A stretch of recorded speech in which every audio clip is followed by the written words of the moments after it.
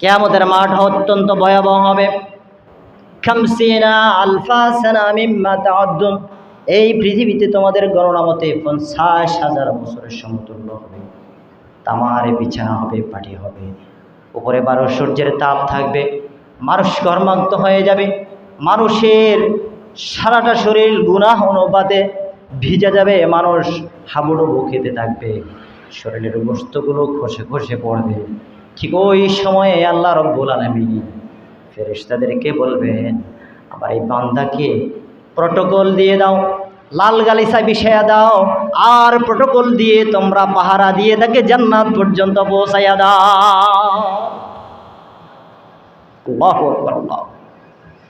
হযরত ইব্রাহিম আলাইহিস সালাতু ওয়াস সালাম ইসমাইলকে নিয়ে যে কোরবান করার জন্য গিয়েছিলেন, তিনি তো খেয়ালই করেছিলেন যে আমি আমার সন্তানকে কোরবানি করতে যাচ্ছি আল্লাহর হুকুমে। সেদিন যে দুম্বা জবাই হবে সেটি কি ইব্রাহিম আলাইহিস সালাম বুঝতে পেরেছিলেন? এক মুহূর্তের জন্য তিনি আগে বুঝতে পারেন নাই। আমরা তো মুসলমান, কিন্তু ইসলামের জন্য আমাদের কতটুকু ত্যাগ, কতটুকু কোরবানি সেটি আমরা দিতে পারি না।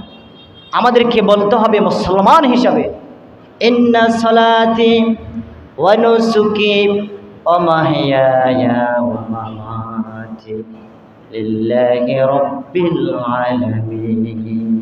নিশ্চয় আমার নামাজ, আমার কোরবানি, আমার জীবন, আমার মরণ বিশ্বের রব আল্লাহর জন্য। আমি মুসলমান হিসেবে আমার জীবন মরণকে ওয়াকফ করে দিতে হবে আল্লাহর রাস্তায়।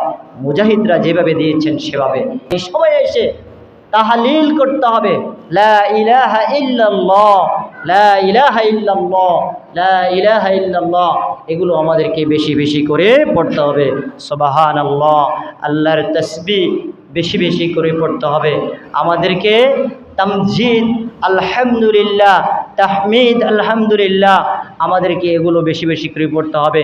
তাকবীর, আল্লাহু আকবার, আল্লাহু আকবার, লা ইলাহা ইল্লাল্লাহ, আল্লাহু আকবার, আল্লাহু আকবার, ওয়ালিল্লাহিল হামদ বেশি বেশি করে পড়তে হবে। এই আমলগুলো আমাদেরকে করতে হবে। অবশ্যই দিনের বেলার রোজা এবং রাত্রিকালীন ইবাদত করার চেষ্টা করতে হবে। রাত্রিকালীন ইবাদতের মধ্যে সবচেয়ে গুরুত্বপূর্ণ ইবাদত আমাদের জন্য সেটি হচ্ছে তাহাজ্জুদের নামাজ। অবশ্যই নামাজ পড়ার জন্য আমাদেরকে উঠতে হবে। তারা এশার নামাজের সাথে বিতরের নামাজের সাথে যারা পড়ে নিতে চায়, রাত্রে তাদের উঠতে অভ্যস্ত নয়, উঠতে পারে না, তারা যেন বিতরের নামাজের পরে যেন 2 রাকাত 4 রাকাত তাহাজ্জুদের নিয়ত করে শুনে শোয়। তাহলে আল্লাহ রাব্বুল আলামিন কিয়ামতের দিন তাদের জন্য জান্নাত, তাদের জন্য জান্নাতকে হালাল করবেন এবং জাহান্নামকে তাদের জন্য হারাম করে দিবেন। জান্নাতের দরজাগুলো তার জন্য খোলা রেখে দিবেন। এবং হাদিস শরীফের মধ্যে এসেছে, এই আমলগুলো যারা করবে 70টি রহমতের দরজা আল্লাহ ওই বান্দার জন্য খুলে দিবেন। সুবহানাল্লাহ। এই আমলগুলো করতে রাজি আছি তো ইনশাআল্লাহ। রমজানের প্রথম 10, এই যে জিলহজ মাসের প্রথম 10 দিনের এই আমলগুলো আমাদেরকে করার চেষ্টা করতে হবে। আন আবি হুরায়রা রাদিয়াল্লাহু তাআলা আন قال رسول الله صلى الله عليه وسلم আকরিমু ইয়াউমাল আরাফা ফাইন্নাহু ইনদাল্লাহিল মুকাররামা। এই আরাফার দিন হচ্ছে আরাফার দিনকে তোমরা সম্মান করো, কারণ এই দিনটি আল্লাহর কাছে অত্যন্ত সম্মানিত। এই দিনটি আল্লাহর কাছে কি সম্মানিত। এবার কেউ যদি আরাফার ময়দানে অবস্থান না করে, তাদের কি হজ হবে? কথা বলেন, তাদের কি হজ হবে? হজ হবে না। আরাফাতের ময়দানে অবস্থান করা মানে হচ্ছে হজ। তাহলে ওখানে যারা লক্ষ লক্ষ মানুষ উপস্থিত থাকবে, সেই জায়গায় তারা ইবাদতের মধ্যে থাকছে, তারা আল্লাহর দরবার হাজিরা দিয়ে দিল, তারা আল্লাহর কাছে নিজেদের জীবন মৃত্যু সমস্ত কিছু সুপর্দ করে দিল। এই বাংলাদেশের বুক থেকে আমরাও তাদের সাথে সাথে আমাদের হায়াত মৌত সমস্ত কিছু আল্লাহর কাছে সুপর্দ করে দেব।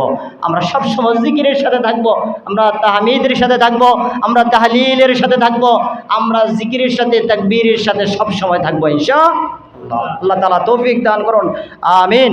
রাসূল করিম সাল্লাল্লাহু আলাইহি ওয়াসাল্লামের হাদিস থেকে প্রথম যেই দিন আরাফায় মানুষ অবস্থান করবে সেদিনে একটি আমল আপনাদেরকে শিখিয়ে দিচ্ছি। রাসূলুল্লাহ সাল্লাল্লাহু আলাইহি ওয়াসাল্লাম বলেন, মুসলমানরা তখন পড়বে লা ইলাহা ইল্লাল্লাহ ওয়াহদাহু লা শারীকা লাহু লাহুল মুলকু ওয়া লাহুল হামদু ওয়া হুয়া ইউহয়ী ওয়া ইউমীতু ওয়া হুয়াল হাইয়্যু লা ইয়ামুতু বিয়াদিল খায়রু ওয়া হুয়া আলা কুল্লি শাইইন কাদির। যারা সহজটা আপনাদের পড়তে যেটা সুবিধা হয় আপনারা এটা কি করবেন, পড়বেন। তাহলে আল্লাহ রাসূল সাল্লাল্লাহু আলাইহি ওয়াসাল্লাম বলছেন আল্লাহ তাআলা জান্নাতের 8টি দরজা তাদের জন্য খুলে দিবেন এবং জাহান্নামের দরজা তাদের জন্য বন্ধ করে দিবেন। সুবহানাল্লাহ। বেশি বেশি করে এগুলো পড়তে হবে। লা ইলাহা ইল্লাল্লাহ ওয়াহদাহু লা শারীকা লাহু লাহুল মুলকু ওয়া লাহুল হামদু ইউহয়ী ওয়া ইউমীতু ওয়া হুয়া আলা কুল্লি শাইইন কাদির। আমরা অনেকে এটা পারি না? আমি যেটা বলেছিলাম এটা একটু কঠিন, আপনারা যেটা সহজ মনে করেন এটা পড়বেন। এবং আরাফার দিন তো গেল, সূর্য অস্ত যাওয়ার পরে যারা বলবে বিসমিল্লাহ মাশাআল্লাহ লা হাওলা ওয়ালা কুওয়াতা ইল্লা বিল্লাহিল আলিয়্যিল আযীম, আল্লাহ রাব্বুল আলামিন ফেরেশতাদের মাধ্যমে আল্লাহ তাআলা তাদেরকে প্রটোকল দিয়ে আল্লাহ তাআলা তাদেরকে যেখানে শান্তির জায়গা, সে শান্তির সাকিনের জায়গার ভিতরে আরশের ছায়াতলে আল্লাহ তাআলা তাদেরকে স্থান করে দিবেন। সুবহানাল্লাহ। তাহলে এইগুলো আমাদেরকে আমল করা লাগবে। আমল করতে পারলে আমাদের জন্য অত্যন্ত পুরস্কার আল্লাহর কাছে। এটাতে কোনো আমাদের লস নাই। কি লস আছে? কথা বলেন। লস নাই। জাহান্নামের আগুন থেকে আমাদেরকে মুক্তি দিবেন আল্লাহ তাআলা, আমাদেরকে জান্নাত দান করবেন। এর চেয়ে আর কি আছে আমাদের? দ্বিতীয় দিনের আমল, মুসলমান সেই দিন বলবে আশহাদু আল্লা ইলাহা ইল্লাল্লাহ ওয়াহদাহু লা শারীকা লাহু ওয়া আশহাদু আন্না মুহাম্মাদান আবদুহু ওয়া রাসূলুহু লা ইলাহা ইল্লাল্লাহ ওয়াহদাহু লা শারীকা লাহু ওয়া আশহাদু আন্না হামদান কাসীরান ইলাহান ওয়াহিদান আহাদান সামাদান ফারদান বিতরান লাম ইয়াত্তাখিজ সাহিবাতান ফালা ওয়ালাদা। এই দোয়াগুলো এক এক দিনের এক একটা দোয়া রয়েছে। তৃতীয় দিনের দোয়ার ব্যাপারে বলছি আশহাদু আল্লা ইলাহা ইল্লাল্লাহ ওয়াহদাহু লা শারীকা লাহু আহাদান সামাদান লাম ইয়ালিদ ওয়া লাম ইউলাদ ওয়া লাম ইয়াকুল লাহু কুফুয়ান আহাদ। এক এক দিনের এক এক রোজা। প্রথম দিন তো আল্লাহ তাআলা সব কিছু আল্লাহ আমাদের জন্য জান্নাত জাহান্নাম সমস্ত কিছু আল্লাহ তাআলা জাহান্নাম থেকে পরিত্রাণ দিবেন, জান্নাত দান করবেন। দ্বিতীয় দিনের আমলের ব্যাপারে বলছেন 20,000 নেকি আল্লাহ তাআলা আমাদের আমলনামায় লিখে দিবেন। তৃতীয় দিন যারা এই দোয়াটা পড়বে 22,000 নেকি আল্লাহ তাআলা আমাদের আমলনামার মধ্যে লিখে দিবেন। আমাদের 22,000 গুনাহ আল্লাহ তাআলা আমাদের আমলনামা থেকে মুছে ফেলে দিবেন।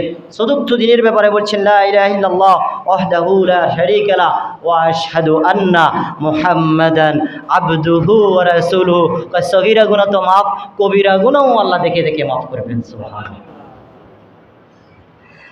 অত্যন্ত গুরুত্বপূর্ণ। এই কারণে বলছেন ফাকসিরু ফিহিন্না তামজিদ তাহমিদ ওয়াত তাসবিহ ওয়াত তাহলিল ওয়াত তাকবীর। এই সময়ের মধ্যে আমাদেরকে আল্লাহর তাহমিদ প্রশংসা করতে হবে, আল্লাহ তাহলিল ঘোষণা করতে হবে, লা ইলাহা ইল্লাল্লাহ। কালেমা পড়তে হবে বেশি বেশি করে, জিকির বেশি বেশি করে করতে হবে। আমাদেরকে কি করতে হবে?